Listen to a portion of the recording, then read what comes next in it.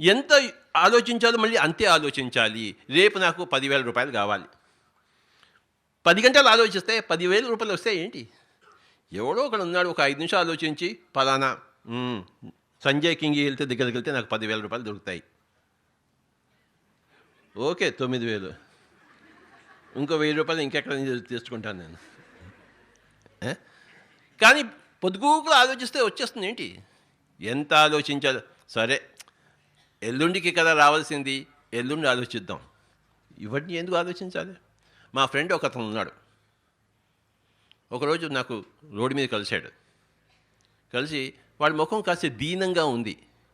ఏమిట్రా బాబు, ఎందుకు అలా దీనంగా ఉన్నావంటే, ఏముంది, కూతురి పెళ్లి కోసం ఆలోచిస్తున్నాను అన్నాడు. నీకేంటి, కూతురేంటి, అసలు ఏంటి సంగతి అంటే, మీకు తెలుసు కదా మా ఇళ్లలో కట్టడానికి 20 లక్షలు కావాలి. 20 లక్షలు నిజమే, మరి కూతురు పెళ్ళికి 20 లక్షలు కావాలి. కానీ సరే, నీ కూతురి వయసు అంటే 3 సంవత్సరాలు.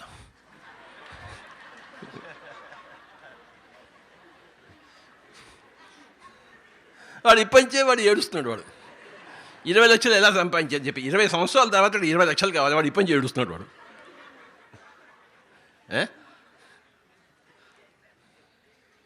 మీరే చెప్పండి. అంటే వాడు ఎంత ఆలోచిస్తున్నాడు. ఓకే, ఏదో 16 ఏళ్ళు వచ్చిన తర్వాత ఆలోచిస్తే అర్థం ఉంది. 3 ఏళ్ళ నుంచి ఆలోచిస్తున్నాడు వాడు. పుట్టకముందే ఏ స్కూల్కి ఎంత ఫీజు ఇవ్వాలో వాడు ఆలోచిస్తున్నాడు. ఇంకా పుట్టలేదు అమ్మాయి. ఈ అమ్మాయి పుడితే స్కూల్కి వెళ్తే ఏ ప్రైవేట్ స్కూల్లో ఎంత ఫీజు ఇవ్వాలో వాడు ఆలోచిస్తున్నాడు. వాడు ఇంకా అమ్మాయి పుట్టలేదు. సో మై డియర్ ఫ్రెండ్స్, నిర్యోచనము అంటే యుక్త యోచనము, మిత యోచనము, నిర్యోచనము. The mind should be empty. ఎందుకు ఆలోచిస్తున్నాం అనవసరంగా? ఏం పని? కడతార్లో బయలుదేరాం, హైదరాబాద్ వెళ్ళాలి. కడతార్లో ఉన్నప్పుడే కడతార్ గురించి ఆలోచిస్తాము. హైదరాబాద్ చేరిన తర్వాత హైదరాబాద్ గురించి ఆలోచిస్తాం. మధ్యలో మెడిటేషన్ చేయి, నిర్యోచనం చేయి. ఎందుకు ఆలోచిస్తున్నావు? పనికి రాని ఆలోచనలు.